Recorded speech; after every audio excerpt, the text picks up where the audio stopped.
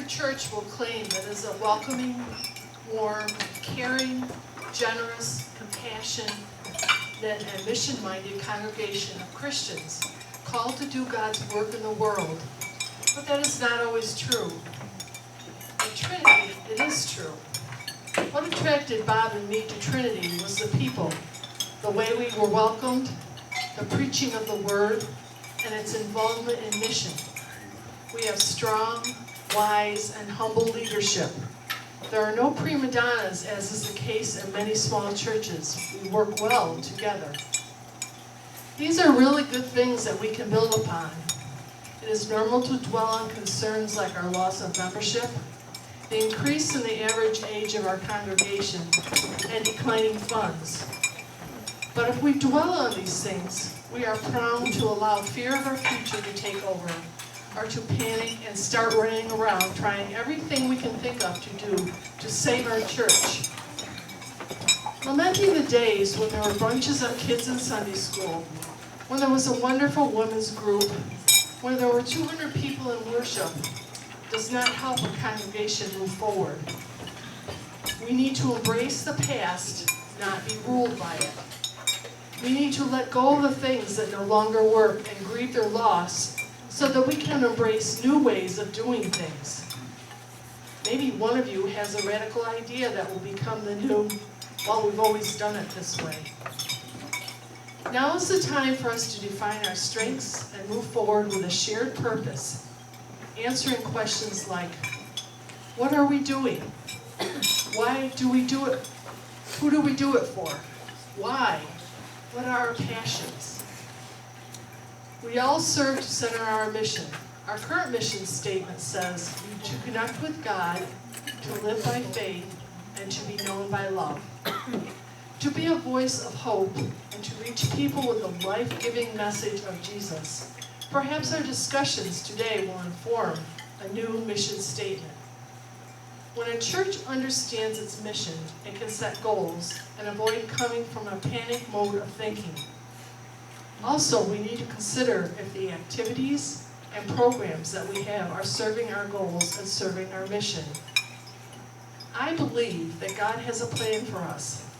Now is the time for us to discern that plan by using our collective memory and history, our intuition and imagination, all of which are gifts of God's Spirit for our church's benefit. Trinity Reformed and the beloved children of God that are its members are capable of all that God has in mind for us. Thank you, Michelle.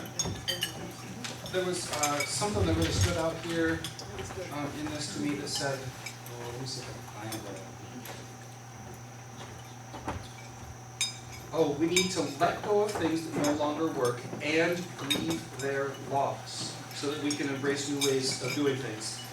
Folks, I want to advocate on behalf of any leader in this congregation, and certainly myself, that like in the future, when it turns out that we're trying a new thing, and that feels or has supplanted something that you used to be just so in love with, and that makes you sad and that makes you mad, that you're just so honest with the leaders that are doing that ministry and with me about that, so that it doesn't turn adversarial, like, oh, well, Pastor Steve's the one that took the thing away, and now I'm mad at him about that. Come to me and say that there's a thing that we're maybe letting go of, and I grieve that loss. Right? That's just going to be like the healthiest way for a congregation to move forward into new ministries, especially when those step on the toes of the previous. And who and what Trinity is, strengths, and move forward. So those were my areas of thought and how I just started to brainstorm and think. So one of the first things that came to my head, and I'm also a little strange, so there's that. But one of the first things that kept on coming to my head was the theme song to Cheers. If you guys are familiar with that at all, that the chorus goes, sometimes you want to go where everybody knows your name, and they're always glad you came. You want to be where you can see our troubles are all the same. You want to be where everybody knows your name. And so that popped into my head when thinking about Trinity, because with my thoughts. So who and what Trinity is.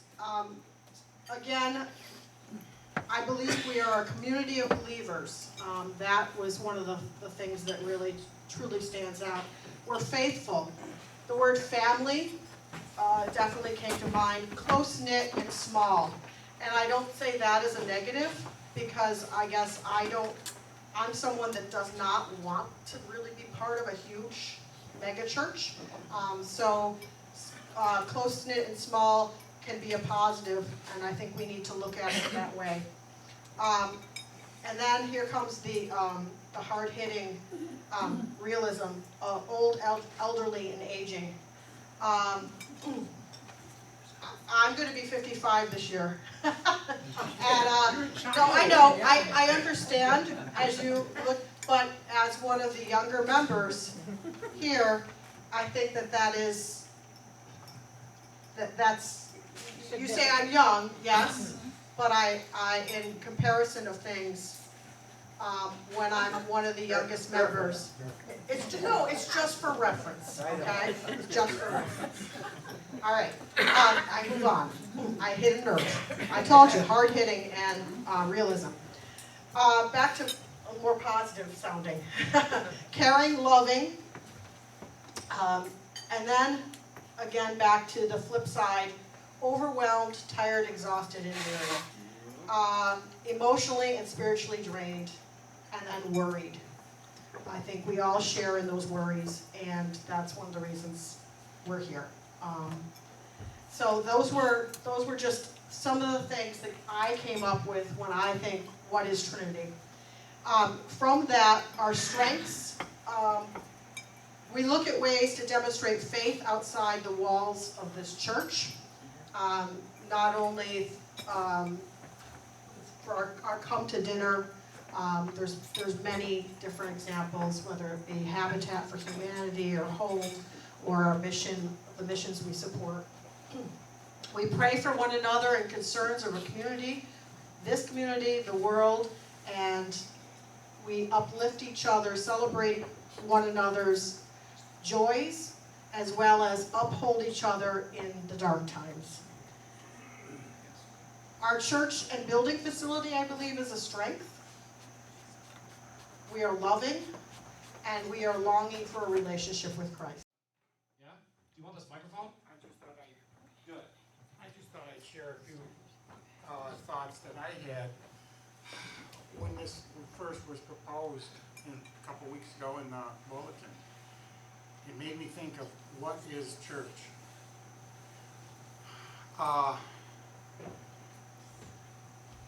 This building? No. The church is ourselves.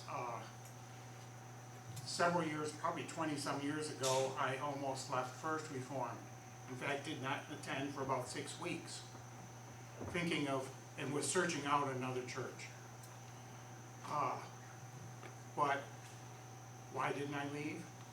Because I was reached out by people, and I realized this is my family. This is my church family. And that's the important thing. It's made me think of recently the floods. The people have lost their homes. But what do they usually say? We have each other. We're alive and we're okay. So is the building necessary? To me, I think we've got to really think, what is the purpose of this building? Is it to nourish just ourselves, or is it to use these facilities for outreach to other people? I just want to say, I totally agree with Greg is saying. Nice and loud, or I'll bring you the mic. I totally agree along what Greg is saying. One of the things that's been on my mind is that I don't want to see my donations going in because we just got to keep the building going. You know, we need work done on the parking lot. I don't want to see my donations going just for that. I think we've done so much over the years of different organizations we've supported, and I want to continue, and we continue to do. I mean, we do come to supper. I like to you know, that range, congregational care groups, Habitat, Home, Open Door Mission, Crash for Cause, Bible studies. A little slower and a little louder, please, Sam. Bible studies, potluck dinners, Christmas caroling, chicken barbecues. Some of these things have gone aside, some we're still doing. Strawberry Festival we've done for so many years, and we've touched the community. BBS, we used to do it over at Brighton, and we'd have, I don't know, 30, 40 kids there. Cookie sale, school kids, I could go on and on. Water wells for people in Sudan. I think we were going to raise $350 for one well. We ended up doing 2 or 3. I mean, we've done so much within the community and outside the community. I'd like to see us ways we can find. So our goal is to continue to do that and not worry about how we're going to do these repairs. And I guess what I'm saying at the downside, if we need the downside, I think we should seriously start looking at that. And one of the reasons we're still here as a family is because we've merged twice already. That's right. And we're still down to this. So reaching out to communities, thinking we're going to bring more families in. We might bring a family in here and there, all well and good, but I don't think that's realistic, to be honest with Do you guys remember that one time that I asked if we could raise funds to send to there was a church to Texas, yeah, there was a church that was collecting monies and materials so that they could send plumbers to repair people's homes because of freezing damage. I had told them, maybe we can send you like $750. I'd love to send you $1,000. I made them no promises. I'm just guessing what y'all are capable of doing on short notice. Timeliness mattered, right? The pipes were going to thaw and houses were going to flood. We sent them 5,000. And nobody ever said, yeah, but the roof's coming up. Well, maybe you did, but not in my hearing. Never in committee meeting did it come up like, I don't know, like we can't send this money because we have our own thing. Right? Please remember that. Every committee meeting that you ever go to, and every time we put money on the plate, please remember it. That sort of generosity. Because it matters. Thanks, Sam. If you don't mind. So Barb Stoops sent a letter to us as well, and she also has a way of expressing, you know, a similar sentiment, acknowledging and like I think she's got a hopeful but still wistful way of looking at what she wants and what she loves and what she thinks is possible. From Barb Stoops, she asks, "What is Trinity to me? Trinity is my place to worship, where I hear God's word, sing God's praises, and pray. Trinity is a wonderful, prayerful, and caring community. We rejoice with those who are rejoicing, and weep with those who weep. We are also very good at fellowship, although those occasions have not occurred as often as in the past. I miss the potluck lunches after church and fun activities outside of Sunday mornings. Those things take effort to host, but they are always enjoyable. Perhaps we can bring some back. Trinity is like family to me. As it is in a family, so it is in a church that all must do their part to function well. There are certainly many talented and dedicated people at Trinity, and so many of them share their gifts. We would be well served by encouraging them. I very much wish we could grow our younger membership, and I don't mean just children. Trinity is an aging congregation, and this fact takes a toll on leadership. And unfortunately, I do not have a good solution for this. I really appreciate the younger members that take part. For example, when I see them as liturgists or having baked cookies for fellowship time, would they be interested in ushering as well? What are the interests of our young people? One disadvantage I see is that Trinity's members' homes are quite spread out. This is not, quote, a neighborhood church. It is hard to draw new families that may be looking for a church, when they see how few families with young kids we have here. I do not have an answer for growing our membership, and I know that church attendance decline is a concern at more churches than just Trinity. I pray that we will find ways to move forward together. I love our pastor, I love this house of worship, and I love this whole community. Sincerely, Barb Stoops. So, I think the heart of Kelly's question is like, how can we make use of the building during hours that we're not using it? Or, I mean, right? Like we have this building. Greg referred to it as a resource. Maybe that's my word, not his. Right? Like we have this thing. There are some organizations that use the building on the regular that I think a bunch of the congregation doesn't know that happens. Some of the groups that have been using this building once a week still are. Jolly Society still uses our building. Crafts with a Cause is still in here pretty much close to every Saturday. Where's Larry? To confirm or deny. Right here. Yeah, every Saturday, Crafts with a Cause is here. But also Genesee Valley Orchestra and Chorus is here. Do I have it right? A minimum of once a week? Okay. GVOC is using some space in the basement to store some of their music, have an office here, but they've had multiple rehearsals here and a big old concert as well. We've had inquiry from tangentially related music group about use of the building. So some of those are in motion, but I don't know that there's like a leader or committee or ministry of let's go out and find out who we can let use this building. It's not like really actively being pursued. It's not bringing people to the church for church. Sorry? I'm sorry, I think of that more as a money thing. You're bringing people in there using the building as a building. That is not including, the people here are not part of it. It's not coming into a church. You're inviting them to a building.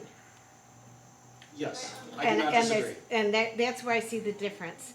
In that what we need is to have people into the church family, not into the church building. Sometimes like, for example, Scouts, then Scout Sunday, the Scouts that use the building, or the usher. That might happen. Debbie? Can I just respond to both what Kathy and Kelly said? Please? There are a lot of churches that open their doors to community groups and don't charge them to keep away from the tax issues and all those things that create a problem. If a group chooses to donate something, it's a donation. It is not like rent or whatever. That does open our doors to the community, and it also sends a message that we care about our community, we care about the group that chooses to come and share our building.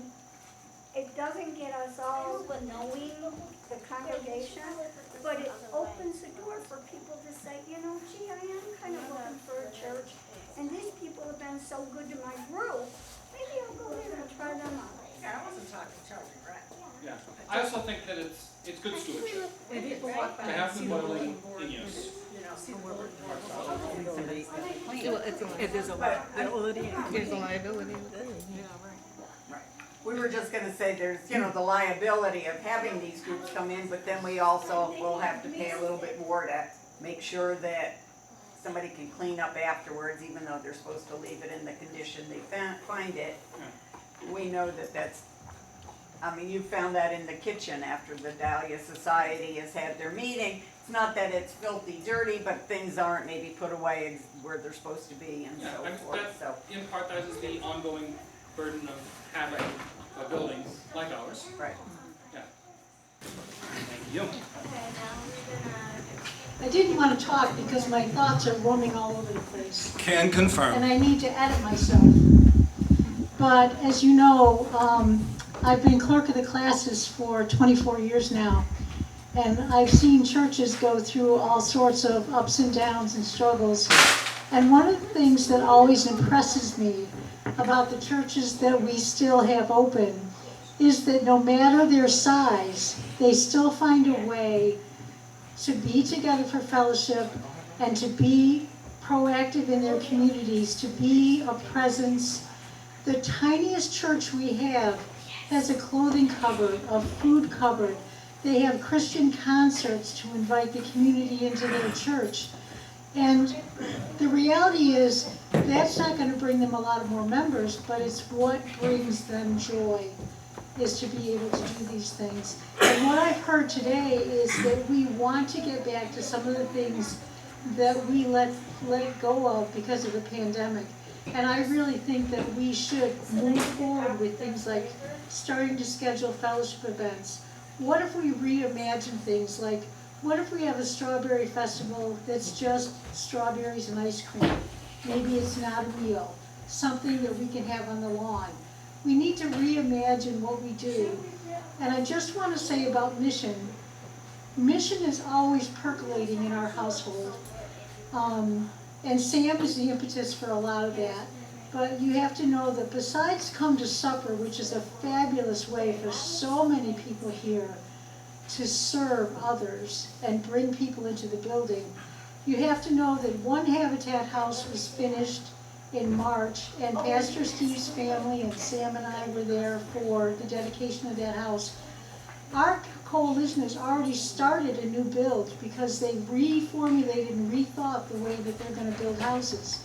And now we are all one giant faith coalition, and we've already started another house, and the Brighton Coalition, I believe, put in $13,000 towards that new build. And that's in process already, and the wall raising is in a couple weeks. The Crafts for a Cause brought over scarves to our house that have gone to cure childhood cancer because they never have scarves for the kids. They're going to make hats for the kids at School 45 on Clifford Avenue City.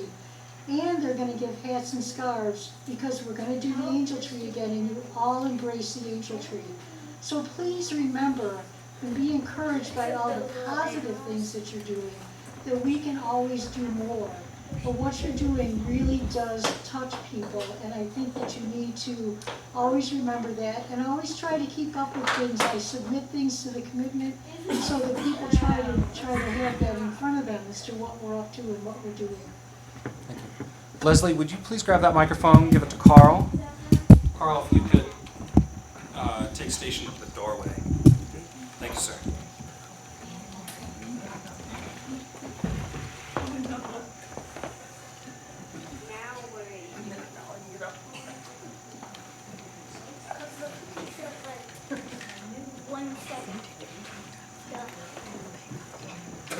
I don't have a whole lot to say here, but I do have a karaoke mic in my hand, and if there's any requests. No requests? All right, just read my notes here about church. It was over 61 years ago that Audrey reformed this erstwhile Methodist young man, and we have worshiped together in 3 Reformed churches over the years with 9 different pastors during that time. What we used to have or do may make interesting memories and lessons that we learn, but we must focus on what we have and can do at Trinity now. For us, Trinity means church family. The love and caring for one another in our community. We have currently the team of Pastor Steve and Jimmy as our beloved primary resource, in my opinion. Pastor Steve preaches God's love and relates the gospel in a personal, easily understood way. Jimmy provides outstanding support in prayer and worship. I believe we are now best positioned with leadership for outreach. The challenge is how to get people introduced to our love and leadership. God needs to work in the hearts and minds of people to get them to come and taste. And we need ideas, energy, and buy-in from all of us, our folks here. Audrey and I are praying every day now for God to equip Trinity for the future and work with our unchurched brethren to realize they need God in their lives. I invite you to do the same. I love you all.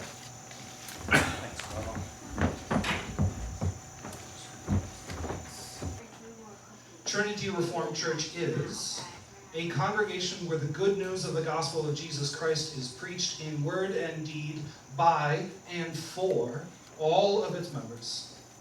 A church with discipleship that reaches beyond its walls, and a community that fosters loving relationships that serve as a prime example of how to be the church. Trinity Reformed Church is a faith community that made its way through a global pandemic through a combination of following protocol and best practices and thinking critically about how to proceed. We kept our community safe by both following instructions and being imaginative. It took that combo. Also a lot of being wrong along the way. Now that I think about it, just left and right, we thought we knew what we were doing. Trinity Reformed Church is an organization that has hired 5 new staff and accepted the resignations of 6 in just the 4 years that I've been. Those numbers increase to 6 new staff hires and 7 resignations if you reach back to include Dan Griswold, Jana DiPiazza, and my initial contract. Let that sink in. Those numbers are high for a 4-year span. Trinity Reformed Church is an employer that has warmly welcomed each of those new hires, enabling them to be their best selves by giving them trust along with responsibilities. Trinity Reformed Church is a church with a significant yearly operating budget debt, a church with generous hearts and behaviors, a church that collects money from its members more than just the 12 times a year during the communion offering, though that in and of itself is notable, and gives those monies to charitable organizations, and this part is important, offers those gifts with no strings attached. As I said, we are a church with a perennial budget deficit, yet still has a deep sense of discipleship, ministry, and charity. Because of the latter, Trinity Reformed is a church with more than a rich past, but a vibrant here and now and a bright future.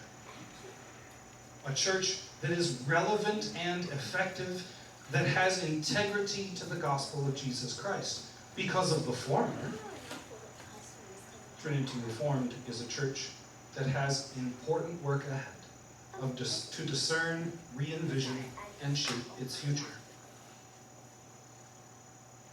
Trinity Reformed is a church that engages in important ministries, ministries that are in need of being shared by and passed down to other leaders. Ministries that risk being lost when their current leaders move on to different roles and levels of responsibility. Trinity Reformed is a community that loves fellowship time with one another and could easily spend more time in fulfilling and uplifting fellowship, and doesn't.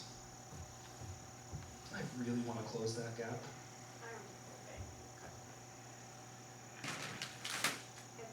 Trinity Reformed is a church that has entrusted and asked more of me than I think I can handle, and balances that by trusting me, enabling me, and loving me more than I deserve.